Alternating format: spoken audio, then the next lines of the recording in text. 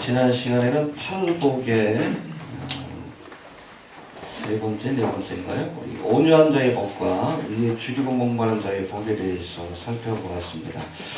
해봅시다. 온유한 자는 복이 있나니 온유한 자는 복이 있나니 땅을 기업으로 받을 것이며 땅을 기업으로 받을 것이며 위에 줄이고 목마른 자는 복이 있나니 위에 줄이고 목마른 자는 복이 있나니 저희가 배부를 것이며 저희가 배부를 것이며. 온유하다는 것은 스스로를 다스릴 줄 알며 셀프 컨트롤입니다. 그게 온유예요. 그리고 겸손한 마음을 갖는 것이고, 특별히 이 온유라는 그 단어에는 화를 낼 때는 화를 내고 참을 때는 참을 줄 아는 것이 온유입니다. 무조건 그냥 어떤 상황에 있었든지 그냥 다 좋다, 그게 온유가 아니에요. 불의한 일을 봤을 때에 분노할 줄 아는 것이 온유입니다. 알겠습니까? 아무튼 이러한 자가 하나님의 나라를 얻을 것이고, 의에 대해서 목마름을 느끼는 사람, 갈망을 가진 사람, 줄이고 목마른 마음을 가진 자, 그런 자에게 복이 있다라고 말씀하고 있습니다. 할렐루야. 여러분, 의를 사모하는 자가 의롭다함을 얻게 될 줄로 믿으시길 바랍니다. 의로운 자가 복이 있는 게 아니에요. 의를 사모하는 자. 할렐루야. 하나님 앞에서 온전한 의는 없기 때문에 우리의 노력과 공로로 의로워질 수는 없어요. 그러나 우리가 의를 갈망하고 의가 없이는 살 수 없다는 그런 간절한 마음을 가질 때에 하나님께서 배부를 것이며 의롭게 해주시는 은혜를 허락하실 줄로 이렇게 믿으시기 바랍니다. 오늘은 이 팔복의 다섯 번째, 여섯 번째인 긍휼히 여기는 자의 복과 또 마음이 청결한 자의 복에 대해서 오늘 소개하고 있는데, 오늘 이 두 가지 복을 한번 살펴봅니다. 한번 읽어봅시다. 몇 절인가요? 7절, 8절 한번 봅시다. 시작. 긍휼히 여기는 자는 복이 있나니 저희가 긍휼히 여김을 받을 것이며 마음이 청결한 자는 복이 있나니 저희가 하나님을 볼 것이며. 다섯 번째는 긍휼히 여기는 자는 복이 있다라고 말씀합니다. 할렐루야. 이 긍휼히 여기는 자, 헬라어 원문을 보니까 호이 엘레모네스라고 되어 있는데, 자비라는 뜻을 가진 헬라어 엘레오스에서 나온 겁니다. 해봅시다. 엘레오스. 이 엘레오스라는 단어가 구약에 등장하는 히브리어 헤세드에 해당되는 단어다라고 이렇게 보시면 됩니다. 그래서 헤세드를 70인역에서 번역할 때 엘레오스로 이렇게 번역을 합니다. 근데 이 헤세드라는 단어는 일반적으로 뭐 하나님의 사랑, 은총 이렇게 번역이 되지만 사실은 해석하기 가장 어려운 단어 중에 하나라고 이렇게 알려져 있습니다. 이 단어는 단순히 상대방을 이해하고 동정하고 은혜를 베풀고 사랑하는 것이 아니라 상대방과 나를 동일시해서 그 사람이 보는 것을 보고 생각하는 것을 생각하고 느끼는 것을 함께 느낀다는 뜻을 갖고 있어요. 어렵죠? 해봅시다. 그가 보는 것을 함께 보고 생각하는 것을 함께 하고 느끼는 것을 함께 한다. 그 사람의 입장에 서서 그 사람의 생각과 느낌을 함께 공유한다는 것이 헤세드라는 단어, 올리오스라는 단어의 뜻입니다. 이해가 되십니까? 이 단어에 가장 어울리는 사건이 뭐요? 우리 인생들과 함께 보고 느끼고 경험하기 위해서 하나님이 인간의 몸을 입고 이 땅에 오셨어요. 성육신의 사건입니다. 할렐루야. 이해가 되십니까? 성자 하나님이 죄로 인해서 고통당하는 인생들을 긍휼히 여기사 인간의 보는 것과 생각하는 것과 느끼는 것을 함께 하기 위해서 인간의 몸을 입고 찾아오신 사건, 이 성육신이야말로 헤세드, 올리오스, 긍휼이라는 단어에 가장 어울리는 사건이라고 보아야 할 겁니다. 여러분, 이 구약 성경에서 이 헤세드는 주로 주인과 종 또는 하나님과 인간과의 관계에서 주어지는 은총, 할렐루야, 주인이 종에게, 하나님이 인생들에게 베푸신 은혜를 일컫는 단어였고, 신약적 의미에서는 헤세드가 성자 하나님이신 예수님이 죄 많은 인생들을 구원하시기 위해 행하신 모든 사역을 의미하는 단어로 그렇게 해석을 내려야 합니다. 할렐루야. 예수님의 행위 자체가 헤세드입니다. 올리오스 국률이에요. 국률을 베푸신 겁니다. 국률을 베푸시기 위해 이 땅에 오셨고 십자가에 죽으셨고 할렐루야. 우리에게 영생과 부활의 소망을 주신 줄로 그렇게 믿습니다. 이처럼 국률이 여기는 자가 된다는 것은 죄 많은 인생들을 구원하시기 위해 인간의 몸을 입고 이 땅에 오사 십자가에 죽으신 예수님처럼 할렐루야. 스스로를 낮추셨죠? 왜? 인생들을 국률이 여기셔서 우리도 타인의 죄와 고통과 궁핍함을 불쌍히 여기고 저들을 구원하기 위해 구체적으로 행동하는 것, 그것이 바로 국률이 여기는 거예요. 어렵죠? 어렵지만 해야 합니다. 이게 헤세드고 올리오스고 국률이 여기는 겁니다. 이해가 됩니까? 이 국률이라는 단어가 또 이 영어에서 보면 심퍼시라고 되어 있는데, 이 심퍼시라는 단어는 함께란, 투게더라는 뜻을 가진 헬러, 신이라는 단어하고 경험한다 혹은 suffer, 고통한다는 뜻을 가진 헬러, 파스케인이 합쳐진 단어입니다. 그래서 이 심퍼시라는 것은, 즉 국률이 여긴다는 것은 원어적 의미에서 살필 때에 함께 경험한다 혹은 함께 고통을 나눈다는 뜻을 갖고 있습니다. 해봅시다. 함께 고통을 나눈다. 어려운 처지에 있는 이웃들의 고통을 나의 것으로 느끼고 그 고통을 나누기 위해 나서는 것이 바로 국률입니다. 이해가 됩니까? 네. 그렇다면 우리가 다른 사람에게 이 국률한 마음을 가질 때에 어떠한 일들이 벌어지게 될 것인가? 한 세 가지를 생각해 볼 수 있습니다. 먼저 국률한 마음을 가질 때에 우리가 상대방의 입장에서 생각하고 행동할 수 있게 됩니다. 알겠습니까? 예. 앞서 설명한 것처럼 이 국률이라는 것은 상대의 그러한 시각에서 보고 또 마음으로 느끼고 또 생각하고 행동하는 거예요. 이해가 됩니까? 앞서 설명한 것처럼 이 국률은 타인의 생각과 감정을 이해하고 공유하는 능력입니다. 공감 능력이에요. 공감 능력이라고 얘기를 하죠. 상대의 마음을 이해하고 느끼는 것, 함께 느끼는 것. 이 공감 능력, 이것이 바로 심퍼시, 우리가 국률이 여기는 마음을 갖는 겁니다. 공감 능력을 의미합니다. 이러한 능력이 있어야 상대에게 필요한 것이 무엇인지 우리가 알게 되고 그에 맞는 행동을 할 수 있다는 겁니다. 이해가 됩니까? 동병상련이라는 말이 있어. 내가 아파봤기 때문에 아픈 사람의 마음을 이해하고 그 사람에게 필요한 것이 무엇인가를 알고 도와줄 수 있는 거예요. 이해가 됩니까? 이게 바로 국률입니다. 여러분, 프랑스 혁명 당시 프랑스 루이 16세의 왕비였던 마리 앙뚜아네트는 당시 도탄에 빠진 백성들이 빵을 달라라면서 외치며 그렇게 데모를 하자. 뭐라고 했습니까? 빵이 없으면 케이크를 먹으면 되지. 왜 이렇게 소란스럽게 그냥. 그러다 목이 잘려 죽었어요. 공감 능력이 떨어지는 거예요. 어느 분하고 좀 비슷하죠? 일평생 그냥 그렇죠? 자기 힘으로 돈을 벌어본 적도 없고 애를 키워본 적도 없고 가난한 사람들의 처지를 이해해본 적이 없잖아. 공주마마로 자라가지고.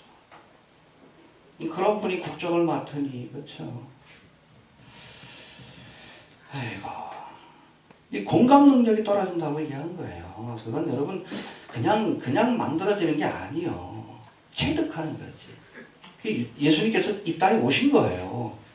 인생들의 그 고통을 몸소 체험하시기 위해. 그게 바로 국률이 여기는 겁니다. 헤세드. 그런 사람이 지도자가 돼야지. 그렇죠? 뭐라는 것이에요. 한 번도 자기 힘으로 뭐 요리를 해본 적도 없고 자기 힘으로 돈을 벌어본 적도 없고 애를 낳아서 길러본 적도 없고 그 고통을 경험해본 적이 없는 사람이 여러분 지도자의 자리에 서니까 이해를 못하는 거죠. 아, 빵이 없으면 케이크를 먹으면 되지. 왜 이렇게 시끄럽게 그런지 모르겠어. 이 공주 노름이지 그게. 그래서 목이 잘려 죽었어요. 프랑스 혁명은. 사실 이 프랑스 혁명 그 뒤에도 일루미나티들이 역사했는데 그렇죠? 걱정스러워요. 사실은 이번 뭐 소요 사태, 대통령이 하야하든 탄핵하든 어쨌든 그 다음에 어떤 일이 벌어질까 사실은 걱정스럽습니다. 정반합. 나라를 위해서는 기도하시길 바랍니다. 알겠습니까? 예. 아무튼 공감할 수 있는 능력을 가져야 돼. 그런 마음이 있어야 합니다. 누가복음 10장에 보면 십자가의 길을 가시는 예수님이 어느 날 베다니 마르다와 마리아의 집에 들어가, 나사로의 집이기도 합니다. 나사로의 동생이 마르다 마리아였으니까 하나님의 말씀을 전하는 장면이 등장합니다. 이때 언니인 마르다는 뭐 했어? 예수님을 대접하기 위해 부엌에서 열심히 음식을 만들고 있는데, 마리아가 자기가 보기엔 한 걸음 예수님 발 앞에서 말씀을 듣고 있으니까 예수님 앞에 뭐라고 합니까? 좀 와서 좀 도와달라고, 돕도록 좀 책망해달라고 이렇게 부탁을 합니다. 그런데 예수님은 오히려 이 마르다를 향해 내가 많은 일로 염려하고 근심하나 그러나 몇 가지만 하든지 혹 한 가지만이라도 족하다. 마리아는 이 좋은 편을 택하였으니 빼앗기지 아니하리라. 할렐루야. 내가 원하는 것이 아니라 상대가 원하는 것을 해줄 때에 가장 좋은 대접이 되는 거예요. 알겠습니까? 나름대로 열심히 대접하는데 상대가 그것을 불편해할 수도 있어. 상대 입장에서 우리가 그 사람에게 가장 필요한 것이 무엇이고 가장 이 순간 원하는 것이 무엇인가, 그걸 알고 여러분 접대하는 것이 그것이 가장 좋은 대접이에요. 이해가 되십니까? 여러분, 잠시 후면 십자가의 길을 가는 예수님으로서는 제자들에게 하나님의 말씀을 하나라도 더 가르쳐주고 싶었습니다. 이해가 되십니까? 이 마음을 알고 마리아가 예수님의 발 앞에 앉아서 그 말씀에 경청한 거예요. 그게 얼마나 좋은 거예요. 사실 저도 그래요. 목회를 하다 보니까 좋은 음식 사주시는 분들보다, 좋은 음식을 대접해 주시는 분보다 시간 나와서 말씀을 들어주시는 분이 더 감사하게 느껴집니다. 그게 가장 큰 힘이 돼요. 이해가 됩니까? 뭐가 중요한 줄 알아야 돼. 여하튼 이 마음을 알고 마리아가 예수님의 발 앞에 앉아서 말씀을 들은 것인데, 이 마르다는 자기 나름대로 예수님을 대접하려다가 정작 중요한 것을 놓쳐버렸다는 거예요. 이해가 되십니까? 네. 여러분, 상대의 필요를 알고 거기에 맞는 대접을 하고 또 도움을 주는 것, 그것이 바로 긍휼입니다. 이해가 되십니까? 두 번째, 긍휼한 마음을 가질 때 우리가 상대방의 허물과 죄를 진정으로 용서해 줄 수 있는 겁니다. 할렐루야. 여러분, 정죄의 마음이 아니라 긍휼의 마음을 가지고 바라볼 수 있게 되기를 바랍니다. 내게 큰 고통과 상처를 준 상대라도 그가 그렇게 행동할 수밖에 없었던 배경을 생각하고 이해하게 되면 조금 더 그 사람을 쉽게 용서해 줄 수 있는 겁니다. 가늠하다 현장에서 붙들린 여인을 바리새인 서기관들은 정죄와 심판으로 대했지만 돌로 쳐 죽이라. 하지만 예수님은 긍휼의 마음으로 대하셨어요. 그녀의 처지를 이해하시고 정죄가 아니라 용서로 그녀를 대해 주셨습니다. 그녀의 죄를 용서하시고 다시는 죄를 범치 말라라는 말씀을 주심으로 새로운 삶을 살아갈 수 있는 기회를 주셨습니다. 할렐루야. 이게 긍휼이에요. 그럴 수 있어야 합니다. 알겠습니까?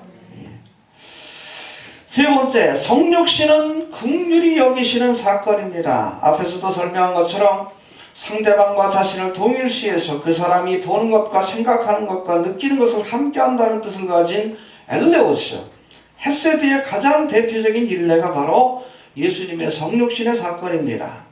죄로 인해서 죽을 수밖에 없는 인생들을 구원하시기 위해 하나님의 아들이 직접 인간의 몸을 입고 이 땅에 찾아와서 저들을 위해서 십자가에서 자기의 목숨을 내어주심으로 우리가 구원받을 수 있는 길을 열어주신 겁니다. 할렐루야.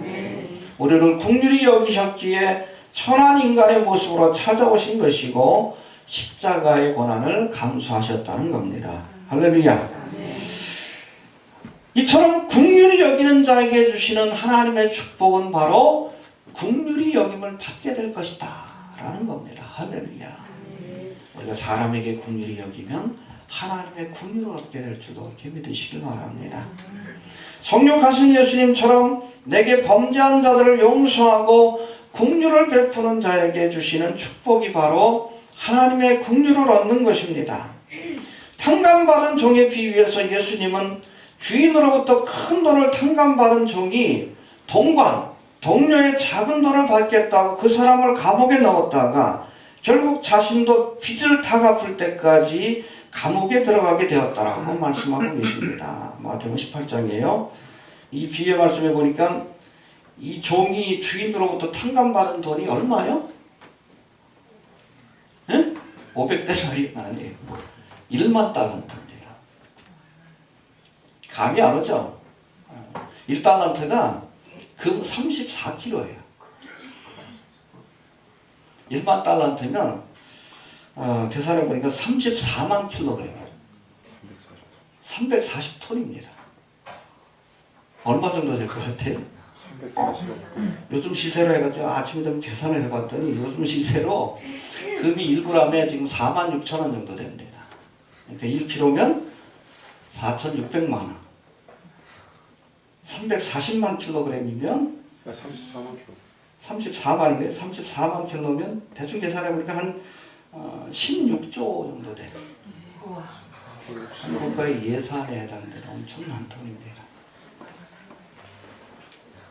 도저히 갚을 수 없는 빚을 탕감해 준 거예요. 여러분 우리가 하나님 앞에 죄인인데 이 죄는 도저히 탕감받을 수 없는 빚입니다.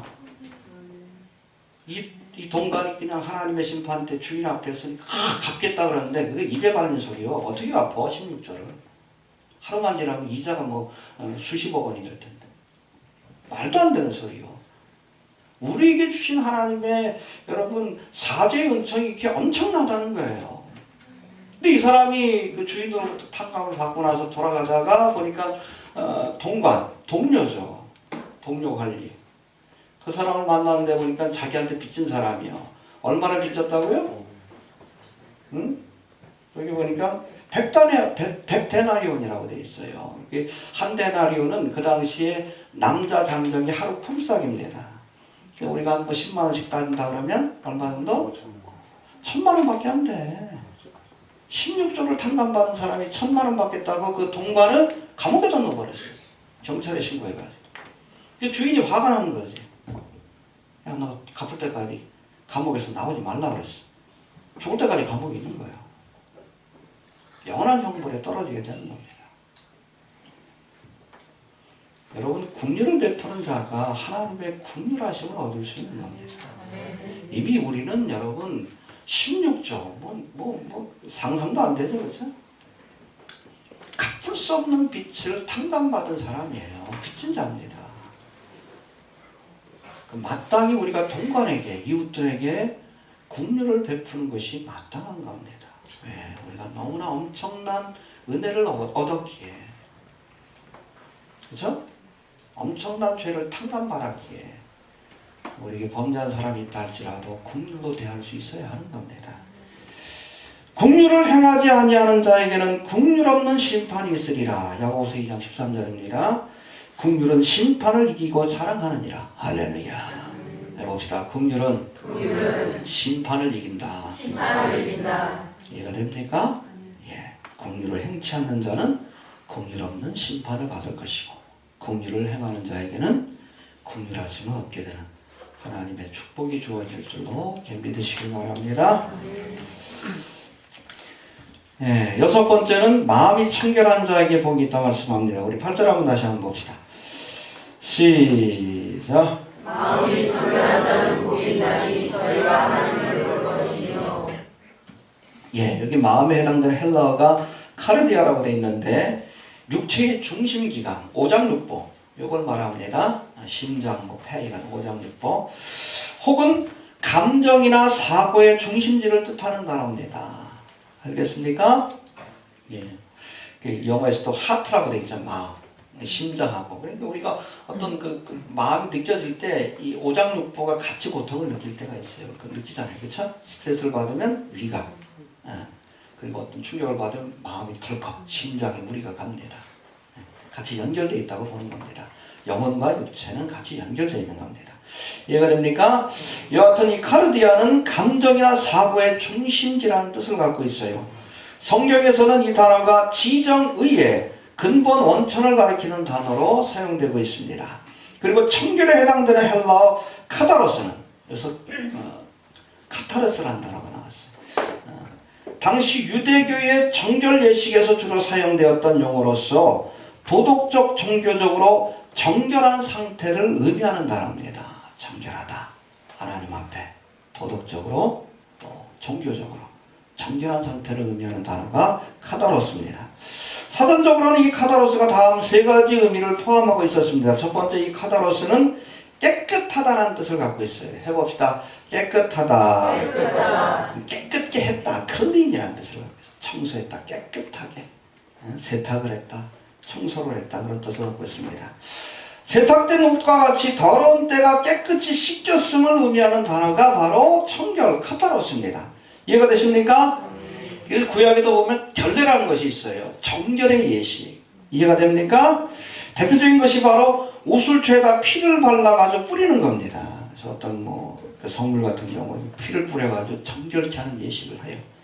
결례라고 합니다. 이에 대해 히브리서 9장 22절에 보니까 율법을 쫓아 거의 모든 물건이 피로써 정결케 되나니, 정결케 할 때, 결례를 행할 때 피를 뿌립니다. 피로써 정결케 하는 거예요. 피 흘림이 없은즉 죄사함이 없느니라. 할렐루야. 여러분, 예레미야 17장 9절에 보니까 만물보다 거짓되고 심히 부패한 것이 우리의 마음, 카르디아라고 말씀하고 있습니다. 우리의 마음은 모든 만물보다 가장 썩고 부패했다는 거예요. 그게 바로 우리의 마음이라는 거예요. 이 마음을 가지고, 이 썩고 부패한 마음을 가지고 어떻게 하나님 앞에 나아갑니까? 깨끗게 해야 돼. 씻어야 돼. 무엇으로? 피로. 보혈의 피로. 깨끗이 씻음을 받아야 우리가 정결한 마음으로 우리가 하나님 앞에 나아갈 수 있는 거예요. 씻음을 받아야 합니다. 두 번째로, 이 카다로스는 껍질이 벗겨진 알곡을 뜻하는 단어이기도 합니다. 탈곡했다는 뜻이에요. 우리 쌀 같은 것도 2번인가 3번인가 벗기면 하얀 백미가 되듯이 껍질을 벗겨냈다. 그런 뜻을 갖고 있는데, 이 단어는 특별히 훈련을 통해 정예병사로 거듭난 군인을 묘사하는 데 사용되었다고 합니다. 그러니까 세상의 때가 벗겨졌다. 그렇죠? 이렇게 들어갈 때는 그냥 세상 사람으로 들어갔지만 4주나 6주 훈련 받고 나면 달라지잖아. 눈빛이 달라지고. 그랬습니다. 달라졌다. 면회 가면 당황하죠? 얘가 왜 이렇게 변해? 이게 카다로스예요. 세상의 때가 벗겨졌다. 껍질이 벗겨졌다라는 뜻을 갖고 있습니다. 마음이 청결하다는 것은 이처럼 하나님의 군사로 준비된 사람이라는 뜻을 갖고 있어요. 근데 여러분, 하나님의 군사가 되기 위해서는 세속의 때가 완전히 벗겨져야 돼. 껍질이 벗겨져야 우리가 그리스도의 좋은 군사가 될 수 있음을 기억할 수 있게 되길 바랍니다. 예수를 믿고 삶의 길을 가면서도 아직도 세상의 껍질이 벗겨지지 않은 사람들이 있습니다. 그래서 딱 보면 목사라기보다는 세상 사람 같아. 사장님 같아. 장사꾼 같아. 카다로스. 껍질이 안 벗겨진 거야. 세상의 때가 안 벗겨진 겁니다. 이 껍질을 벗겨야 그리스도의 좋은 군사가 될 수 있음을 기억할 수 있게 되길 바랍니다. 하나님은 가끔 택하신 종들의 마음속에 아직도 남아있는 이 세상의 껍질을 벗겨내시기 위해 광야와 같은 고난을 주십니다. 이 껍질을 벗겨내는 과정이에요. 우리 껍질을 벗겨낼 때 어떻게 해요? 요즘은 탈곡기로 하지만은 맷돌에다 갈잖아요. 고난이에요. 고난을 통해 세속의 껍질이 벗겨지는 거예요. 모세가 40년 동안 바로의 궁전에서 생활을 했거든. 그 껍질을 벗기는데 40년을 또 사용하신 거예요. 미디안 광야에서 갈아버린 거예요. 그래서 세속의 껍질이 다, 교만의 껍질이 다 벗겨졌을 때 비로소 하나님이 부르셔서 출애굽의 대명을 맡기신 겁니다. 할렐루야. 벗겨져야 돼요. 그래야지 그리스도의 좋은 군사가 될 수 있는 겁니다. 또 세 번째, 이 카다로스라는 단어에는 헬라어 형용사인 아케라토스라는 단어가 파생이 되어 있는데, 이 아케라토스는 섞이지 않은 순수한 상태를 의미하는 단어입니다. 해봅시다. 섞이지 않았다. 예를 들어 당시 그 시장에 보면은 우유라든지 술을 파는데 그냥 우유를 파는 것이 아니라 물을 섞어가지고. 왜? 이익을 많이 남기려고. 또 술도 거기다가 물을 섞어가지고, 불순물을 섞어가지고 파는 경우도 있어요. 그런데 이 아케라토스는 물이 섞이지 않은 순수한 우유요, 또 술이라는 그런 그 뜻을 가진 그런 단어입니다. 알겠습니까? 한마디로 섞이지 않았다. 해봅시다. 섞이지 않았다. 이거 섞은 거 아니에요? 아케라토스 섞이지 않았습니다. 할렐루야. 이처럼 마음이 청결하다는 것은 하나님을 믿고 섬기는 우리의 마음에 불순물이 섞이지 않았다는 뜻을 갖고 있습니다. 순수해야 합니다. 하나님을 믿는다고 하면서도 순수한 마음보다는 복을 얻겠다는 불순한 마음으로 접근하는 사람들이 있어. 그게 바로 기복신앙이지. 이거 됩니까? 불순한 의도를 가지고 하나님을 섬기는 사람이 있어. 목회자가 되려는 사람들 가운데서도 순수하지 못한 마음으로 직분과 능력을 구하는 사람들이 있습니다. 사도행전에 보니까 마술사 시몬 8장에 나오죠. 베드로가 성령의 본능으로 많은 사람들에게 능력을 행하고 안수하는 사람마다 성령 충만을 받으니까 마술사 시몬이 돈을 갖고 와가지고서 능력을 달라고 했어요. 왜? 그거는 돈벌이 하려고. 이 불순한 의도를 가지고 하나님의 능력과 직분을 사모했어요. 돈하고 넌 망할 것이다. 저주하자. 오늘날 또 마술사 시몬 같은 사람들이 있어요. 자신의 탐욕을 채우겠다는 불순한 의도를 가지고 직분을 사모하고 능력을 사모하고 받은 것 가지고서 무당 흉내내고 이상한 짓거리야. 불순물이 섞여 있는 거예요. 불순물이. 하나님의 사역자는 마음이 청결해야 합니다. 하나님을 믿고 따르는 사람들도 여러분 하나님이 나를 창조하시고 나를 구원하셨을 때 그 외에 우리가 하나님을 믿고 섬길 이유가 어디 있어? 거기에 왜 기복신앙이 들어가요? 불순물이지. 순수한 마음으로 하나님을 따라야 됩니다. 하나님의 사역자도 경건을 이계제로 삼고 불순한 의도를 가지고선 직분을 감당하는 것이 아니라 청결한 마음을 가지고 하나님을 따르고 사명을 감당해야 합니다. 네. 아무튼 이렇게 마음이 청결한 자에게 복이 있나니 저희가 하나님을 볼 것이다 라고 말씀합니다. 해봅시다.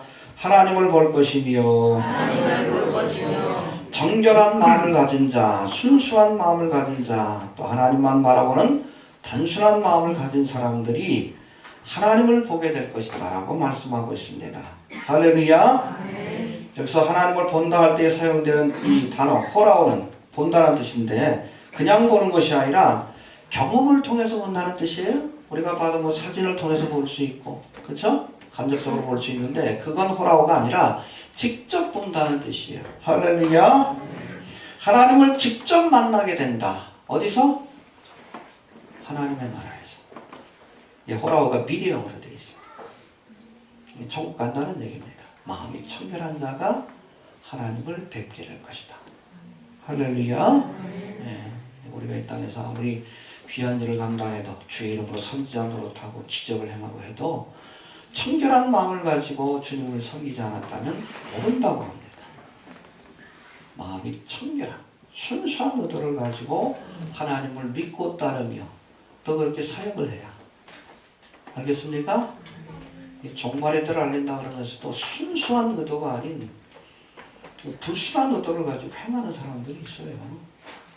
심히 염려스럽습니다. 열심히 일하고 하나님을 뵙지 못할 거예요. 순수하게 섞이지 않은 마음을 가지고 우리가 하나님의 사명을 감당해야 합니다. 이해가 됩니까? 네. 주신 말씀 우리 7절 8절 한번 다시 한번 말씀드리도록 하죠. 시작. 긍휼히 여기는 자는 복이 있나니 저희가 긍휼히 여김을 받을 것이며 마음이 청결한 자는 복이 있나니 저희가 하나님을 볼 것이며. 예, 우리에게도 긍휼의 마음을 주시고 마음이 청결한 자가 될 수 있게 해주옵소서. 잠깐 한번 기도하는 시간 갖도록 합니다. 하나님